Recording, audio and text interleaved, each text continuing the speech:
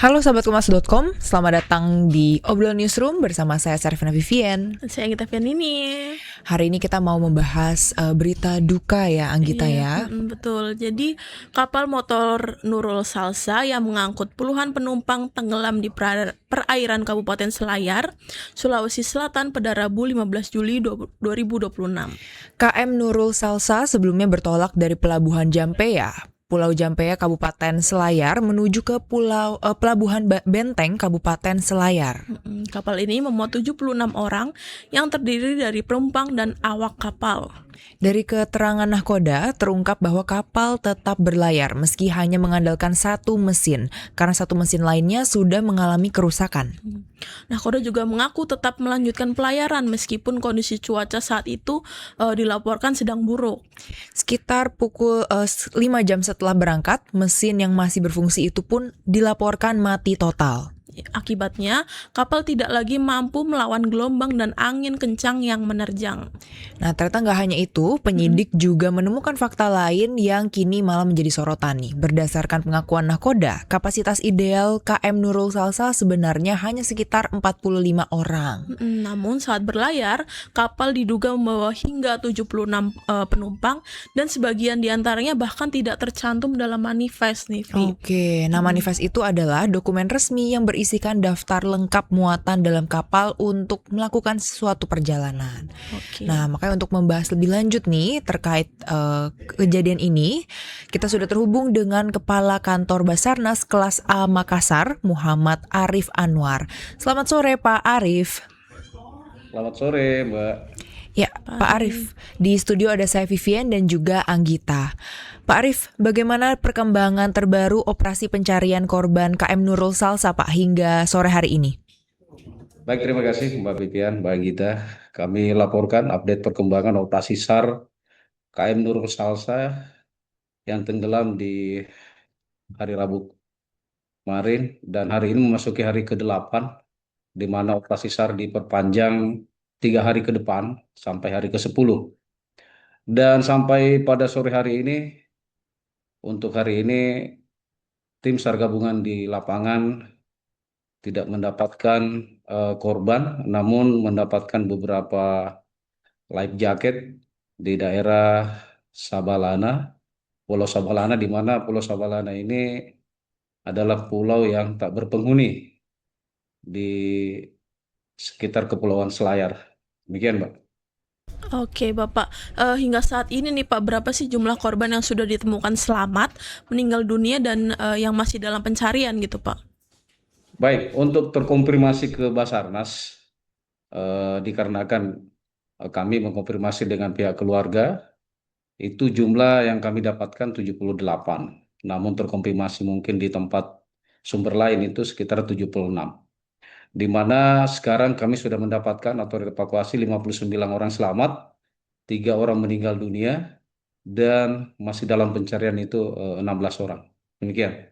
Oke, tadi kan disebutkan bahwa memang kapal ini berlayar dalam kondisi banyak penumpang yang tidak terdaftar di manifest ya Bapak. Lalu bagaimana Basarnas sendiri mengkonfirmasi begitu siapa saja daftar dalam pencarian orangnya Bapak? Baik, terima kasih. Terkonfirmasi untuk jumlah manifest yang terdata itu 45 orang. Namun kami konfirmasi dengan tim SAR gabungan atau potensi SAR dalam hal ini kepolisian yang ada di Pulau Jampea. Ada beberapa rekan atau saudara korban yang memang on board di atas kapal tersebut tapi tidak terdaftar dalam manifest.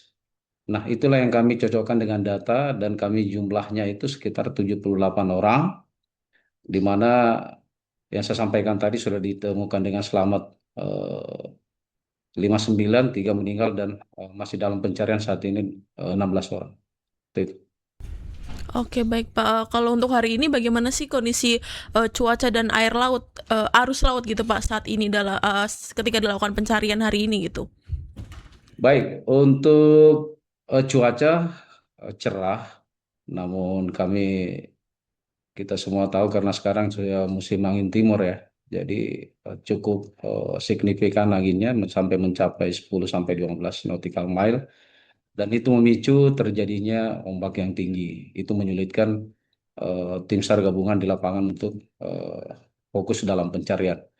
Namun hari ini kita memang melaksanakan pencarian itu fokus di pulau-pulau yang kemarin sempat ditemukan satu orang korban, mohon maaf, dua orang korban di mana ditemukan pagi hari dan sore hari di daerah Pulau Sanana Besar. Jadi kami berfokus menyisir menggunakan RIP KN SAR Pacitan dan kapal-kapal nelayan yang kami pakai untuk apalagi menyisir pulau-pulau yang tak berpenghuni tersebut. Demikian. Baik, kemudian dari laporannya setelah ditemukan jenazah di perairan Pangkep, apakah ada perubahan pola pencarian nih Pak? Betul, betul sekali. Jadi kemarin kita memperluas sampai ke daerah Nusa Tenggara ya, Nusa Tenggara Barat dalam hal ini Pulau Sumbawa. Tapi pada hari ini kita memfokuskan di dua korban terakhir yang kita temukan, yaitu di sekitar Kepulauan Sabala, Sanana Besar yang kemarin terakhir kita temukan. Jadi kami berfokus di sana, tidak memperlebar lagi ke arah barat. Kami fokusnya di sana. Dan sekarang, eh, mohon maaf, tadi jam 15 ada beberapa life jacket yang memang ditemukan oleh tim SAR gabungan di lapangan. Tinggal life jacketnya, korbannya tidak ada. Seperti itu. Selain tadi menggunakan mungkin kapal nelayan sekitar, apakah sudah ada menerjunkan mungkin penyelam Pak untuk mencari para korban? Untuk saat ini kami tidak menggunakan penyelaman karena koordinat yang diduga itu tidak jelas. Kalau menggunakan penyelaman itu kan harus koordinatnya itu jelas di koordinat ini. Karena kapal ini sudah terlalu jauh korban yang kita dapatkan dengan LKK dari awal. Itu sudah kurang lebih sekitar 40 nautical mile dari titik tenggelamnya kapal Nurul Sasa tersebut, dan korban yang terakhir kita dapatkan kemarin di sekitar Pulau Sanana Besar ini cukup jauh. Jadi untuk penyelaman kurang efektif. Oke. Oke Pak, apakah ada pesan mungkin yang disampaikan dari tim kepada keluarga yang sudah menunggu berhari-hari gitu menunggu anggota keluarganya untuk ditemukan? Baik, untuk keluarga korban, karena saat ini kami ada mengevakuasi tadi pagi pukul 6.00 KN SAR Kamajaya sudah merapat di Pelabuhan Soekarno-Hatta dan membawa dua orang korban dan diserahkan ke tim DPI Polda Sulawesi Selatan untuk dilaksanakan identifikasi. Mungkin keluarga korban bisa langsung ke Rumah Sakit Bayangkara atau di Bidokes Polda Sulsel untuk mengetahui atau mengidentifikasi kedua orang tersebut. Yang Oke. berikutnya, apabila masih ada keluarga yang merasa kehilangan, kami ada dua posko, Mbak. Ada satu posko di Jampea sendiri dan satu lagi di posko SAR gabungan yang ada di Pelabuhan Benteng Selayar. Oke, baik. Kemudian tadi Bapak sudah menyampaikan bahwa proses pencarian ini ditambah beberapa hari gitu. Tapi sampai kapan operasi pencarian ini akan dilakukan dan dengan pertimbangan seperti apa untuk memperpanjang ataupun menghentikan operasi, Bapak? Untuk SOP Basarnas sendiri itu sampai 7 hari, sampai kemarin. Cuma kemarin itu kan kita mendapatkan dua korban, satu di jam 8.45, satu di pukul 16.30 sore hari. Akhirnya pimpinan Basarnas dan Kabasarnas RI melaksanakan perpanjangan selama 3 hari ke depan. Dan nanti pada 3 hari ke depan, di hari ke-10, kami akan melaksanakan evaluasi dengan seluruh eh, stakeholder dalam artian tim SAR gabungan dan pemerintah daerah serta keluarga korban. Apabila masih dimungkinkan adanya penemuan korban berikutnya, maka biasanya akan diperpanjang lagi sesuai dengan permintaan dari keluarga dan pemerintah daerah. Demikian. Oke Pak, jika nantinya operasi resmi dihentikan gitu sementara masih ada korban yang belum ditemukan mungkin, itu bagaimana mekanismenya Pak? Jadi operasi SAR ini tidak dihentikan. Operasi SAR ini dihentikan sementara. Itu prosedurnya 7 hari dan biasanya ditambah 3 hari. Dan apabila ada nelayan ataupun kapal-kapal yang melewati atau melintasi dan mendapatkan korban, maka operasi tersebut otomatis langsung dibuka. Dalam ini bukan lagi operasi pencarian, tapi operasi evakuasi namanya untuk menjemput korban seperti itu, Mbak. Terima kasih Pak Arif atas penjelasannya dan waktunya sudah berbincang dengan kami di obrolan newsroom sore hari ini. Terima kasih Pak Terima kasih. Arif. Terima kasih Pak, Sama-sama. selamat sore. Sehat selalu Pak. Oke, amin. Oke, itu dia tadi ya dari Pak Arif yang mengatakan bahwa hari ini sudah memasuki hari pencarian ke-8 betul. yang seharusnya selesai kemarin, tetapi Basarnas diperpanjang sendiri lagi. memperpanjang 3 Sampai hari 10 hari ya? sampai 10 hari, betul gitu. Ya, terus berdasarkan pencarian hari ini belum menemukan korban lagi gitu, Vi. Maksudnya belum ketemu korban selamat maupun korban meninggal gitu ya. Iya. Di daerah Salbalana gitu, Salbalana. pulau tidak berpenghuni gitu.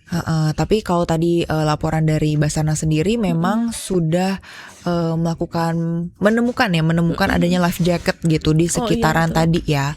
Kemudian jumlah data korban juga masih terkonfirmasi Basarnas itu ada 78 orang totalnya, tapi di tempat lain ada yang mengatakan terkonfirmasi 76 orang gitu. Infonya saat ini ada 3 orang yang ditemukan meninggal dan 16 orang masih dalam proses pencarian. Betul. Nah, sedangkan Basarnas juga udah memperluas pencarian gitu ya sampai ke Nusa Tenggara Barat ya. gitu. Masih berusaha lah ya. Iya, betul. Nggak akan diberhentikan tadi katanya kan. Iya, karena sulit juga ya. Tadi kan disampaikan di awal bahwa tidak ada manifest pada saat proses pelayaran ini ya. Jadinya ada yang simpang siur gitu. Iya, Ada betul. 78, ada juga yang 76 korban begitu. Oke. Selain dengan Basarnas, kita juga berbincang dengan pengamat transportasi, ada Bapak Joko Setiojowarno. Selamat sore Pak Joko. Selamat sore Pak Joko. Ya, Pak Joko. Sore. Iya, di studio ada saya Vivian dan juga Anggita, Bapak. Ya, selamat sore Mbak Vivian dan Mbak Anggita. Iya, selamat sore Bapak. Pak Joko, kecelakaan kapal di perairan Selayar ini kan udah bukan kali yang pertama nih Pak. Kenapa wilayah ini terus berulang mengalami tragedi serupa ya Pak? Ya, ini kan pelayaran antar pulau ya, pulau kecil-kecil, dan saya kira di Indonesia cukup banyak pulau kecil seperti itu. Nah, ini kan perlu pengawasan. Memang kita punya namanya KSOP, usaha bandar. Jadi setiap berlayar itu ada izin, ya surat perizinan berlayar atau SPB. Namun banyak sekali pelayan-pelayan di pulau-pulau kecil itu yang tidak terpantau. Inilah tugas pemerintah bagaimana memantau pelayaran-pelayaran di pulau-pulau kecil antar pulau-pulau.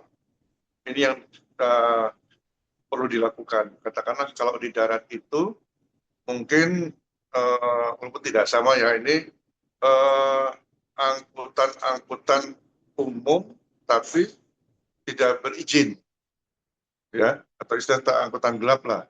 Nah, namun di laut ini sebenarnya karena kebutuhan, terkadang kapal motor itu yang merangkap, ada kapal yang biasa digunakan untuk nelayan, tangkap ikan, bisa juga untuk mengangkut orang karena kebutuhan.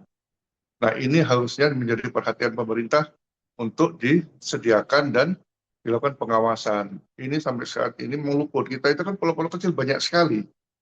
Dan mereka juga, pergerakan antar pulau-pulau kecil itu juga sebenarnya ada, terutama di Sulawesi.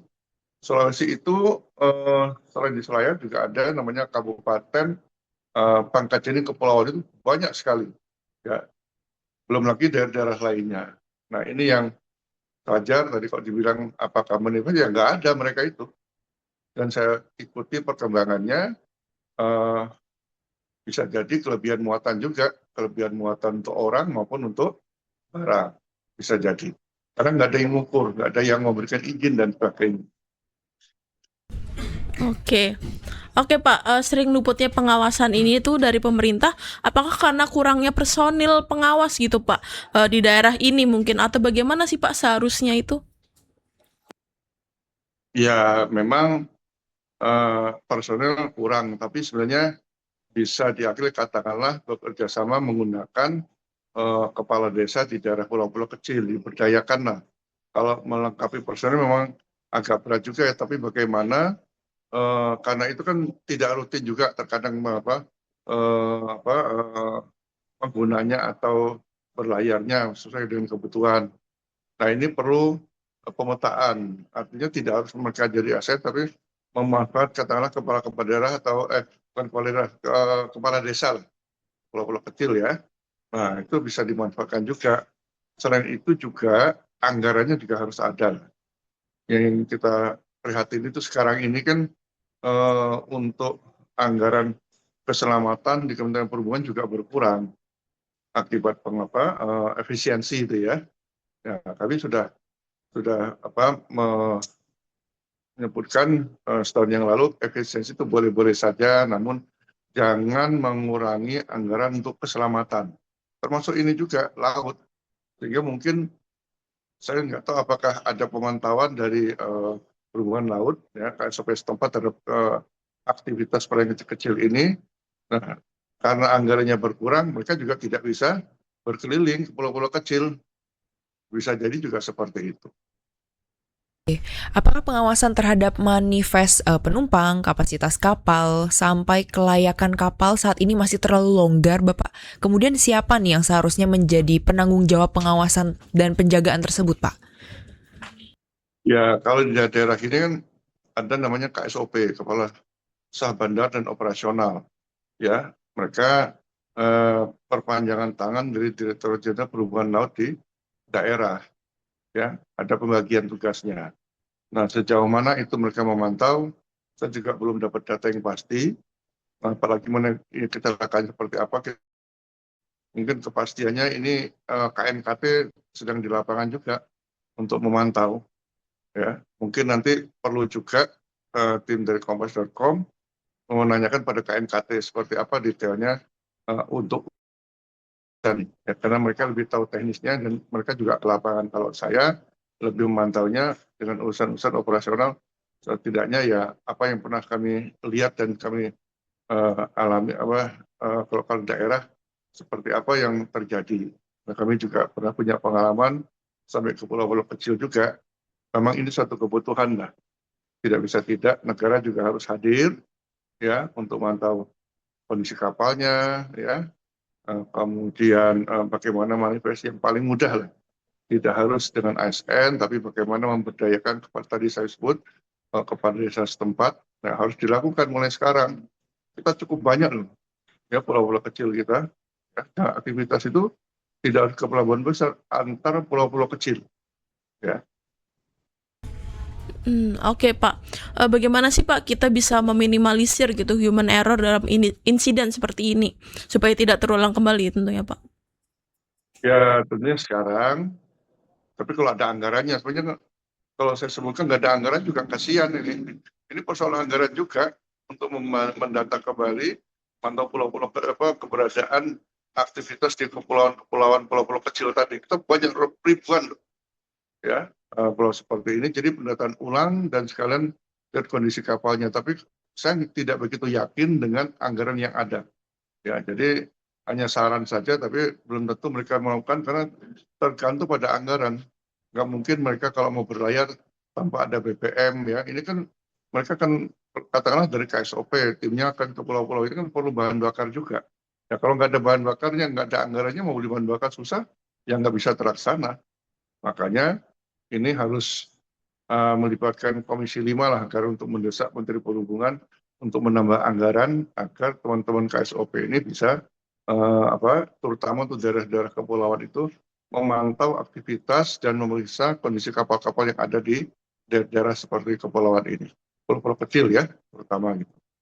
Oke, terlepas dari anggaran yang tadi Bapak sebutkan memang dilakukan efisiensi begitu. Kalau nanti terbukti memang ada unsur kelalaian, apakah penegakan hukum terhadap pelaku saja sudah cukup atau pemerintah juga harus mengevaluasi sistem pengawasan di wilayah tersebut, Bapak? Ya, seperti tadi ya, kalau penegakan hukum, nanti urusan hukum lah ya. Tapi peningkatan pengawasan tetap harus dilakukan. Tapi tanpa anggaran juga nggak bisa, karena mereka kan harus keliling ke pulau-pulau itu. Kalau nggak ada anggaran untuk beli bahan bakarnya, mau menggunakan apa? itu jadi persoalan. Sementara ini kalau katanya saya mendapat informasi kalau ada anggaran-anggaran menyangkut perjalanan dinas katakan itu ditiadakan ya. Lantas mereka menggunakan anggaran dari mana? Tidak bisa tidak enggak, pokoknya jangan dipangkas untuk anggaran keselamatan. Sangat membahayakan sekali. Riskan lah. Gitu. Kalau dari pengalaman yang tadi Bapak sampaikan menyambangi pulau-pulau kecil tersebut, apakah seperti apa sih Pak kondisinya? Mungkin boleh diceritakan kalau pulau-pulau kecil itu pelabuhannya memang seminim apa Bapak?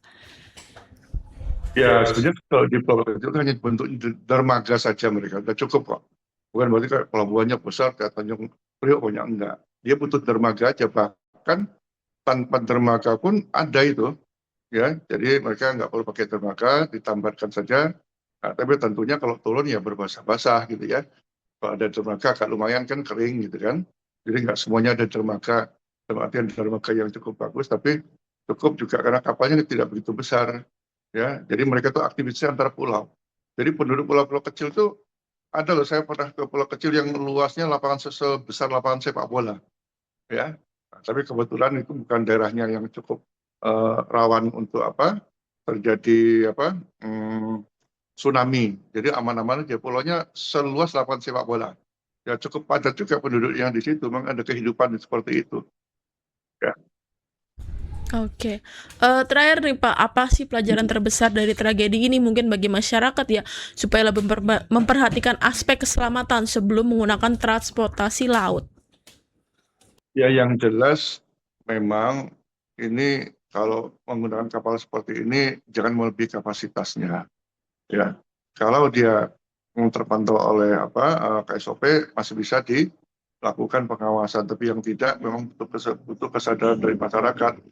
Kalau jangan melebihi, kemudian termasuk juga untuk barang, ya karena kalau sudah di laut ini berbeda dengan di darat, gitu kan, apalagi kelengkapan keselamatan pelampung lah, itu harus benar-benar terpenuhi dengan jumlah penumpang yang ada, ya jangan sampai kurang. Kalau sudah seperti ini membahayakan sekali ketika peralatan kesehatannya kurang.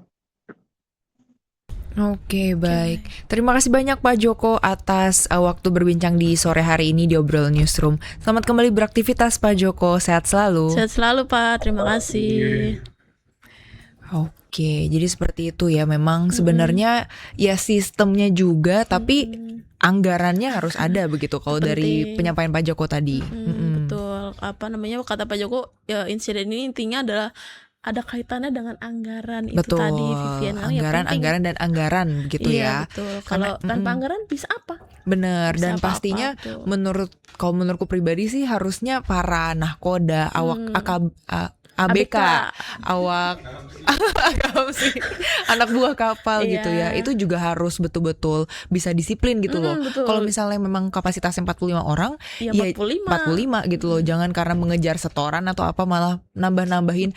Karena kalau misalnya 45 maksimal kapasitasnya gitu ya, jangan-jangan sisanya nggak kebagian life jacket lagi. Oh iya, ya kan? Itu juga perhitungan itu juga ya. Perhitungan kayak gitu. Terus juga seperti yang tadi Pak Joko sampaikan, kalau misalnya di laut jangan disamakan dengan seperti di darat. Kondisinya tuh kita nggak bisa kontrol ya. Betul gitu. Terlalu luas lah lautan Indonesia. Terlalu luas gitu. Karena jadi efeknya kan bisa kemana-mana ya.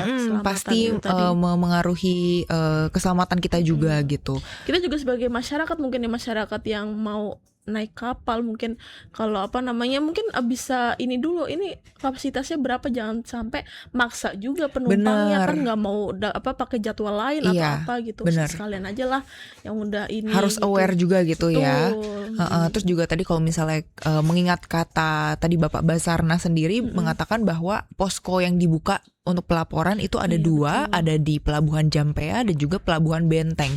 Jadi siapa tahu ada yang masih mencari itu bisa nyamperin ya ke dua posko ini begitu. Begitu. Nah, kemudian juga ternyata ada yang komentar Ada nih, yang komen. Anggita.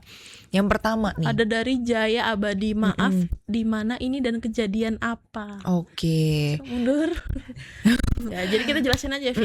Nah, jadi ini adalah kejadian tenggelamnya kapal motor Nurul Salsa di perairan Kabupaten Selayar, Sulawesi Selatan pada Rabu 15 Juli 2026. Jadi sudah seminggu yang lalu Seminggu ya. yang lalu. Dan hari ini memasuki hari ke-8 pencarian begitu. 16 orang masih dicari. 16 orang masih dicari. Kabarnya juga 3 meninggal dunia. 3 meninggal dunia dan 59 dinyatakan selamat ya. Terus yang kedua ada Koam Alvaris, mudah-mudahan selamat. Amin. Ya amin, mungkin yang 16 hilang itu semoga selamat semua ya. Betul, karena tadi dari Basarnas sendiri menyatakan memang proses pencarian ini ditambah 3 hari ya. Yang awal 7 hari ditambah jadi total 10 hari pencarian begitu. Kemudian ada dari Siran, harus hati-hati para nelayan, gelombang besar akibat cuaca buruk. Betul. Iya, betul. Karena tadi juga Bapak Basarnas juga bilang bahwa saat ini kondisi gelombang itu lagi tinggi ya karena angin juga. Betul. Begitu. Itu yang harus di aware gitu loh, kalau di laut ya nggak sama kayak di sini gitu. Benar. Terus yang terakhir ada Samsudi. Semoga korban segera ditemukan semua. Amin. Sisa 16 korban tadi ya yang masih Masih cukup dicari, banyak masih ya. pencarian, betul. Dan semoga ya ini jadi perhatian juga ya bagi pemerintah untuk jangan sampai hal-hal kalau keselamatan manusia itu jadi hal yang ringan gitu loh, Iyalah. dianggap ringan. Harus betul-betul serius, jangan sampai malah anggarannya efisiensikan Efisiensi gitu. ya, itu tadi kata Pak Joko kan kita Indonesia terdiri dari banyak pulau-pulau kecil gitu, Vi. Ya itu mungkin lebih harus diperhatikan lagi itu apa namanya ya, kalau pulau kan nggak bisa, mungkin belum bisa ada yang jalan penghubungnya kan harus pakai kapal gitu, Iya, gitu. betul. Jadi ya, itu juga penting gitu untuk diperhatikan. Iya, karena kalau misalnya boleh cerita sedikit sharing-sharing nih, aku kebetulan juga pernah tuh kayak pergi dari satu pulau ke pulau lain di daerah Flores begitu. Dan di sana ya bener nggak ada petugas, kita nggak bisa melihat petugasnya. Itu kalau nggak salah di Pulau Solor, mau nyebrang ke Pulau Larantuka begitu. Nah itu tuh beneran gak ada petugas, jadi ya petugasnya adalah anak buah kapal itu yang paling bantu-bantu pegangin kita pas kita mau naik dari dermaga ke kapalnya gitu, kapal kayu bahkan. Gitu. Itu tadi berarti penting kata tadi Pak Joko ya, untuk mungkin memberdayakan kepala desa di sana, Betul. untuk stay mungkin ya, Benar. untuk ngurusin pelabuhan-pelabuhan yang ada di situ supaya nggak kayak yang kamu itu nggak ada orang sama sekali, bahkan cuman ABK dan nelayannya doang gitu ya. Iya benar. Nah makanya setelah tadi kita udah bahas ya Kak Anggi ya, kurang lebih setengah jam nih.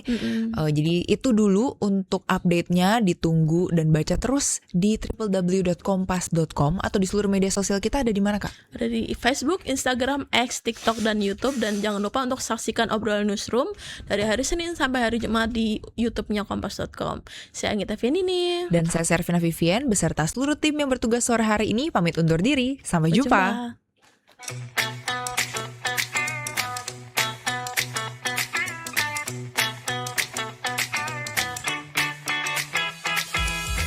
Kompas.com telah hadir di channel WhatsApp.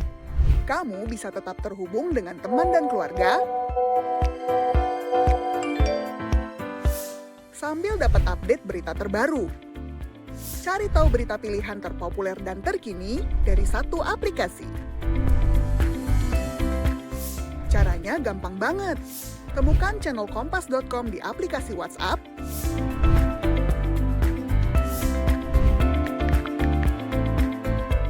langsung follow, dan nikmati informasi langsung di genggaman kamu. Update dan sharing lebih mudah, gak bakal ketinggalan berita. Follow channel WhatsApp Kompas.com sekarang.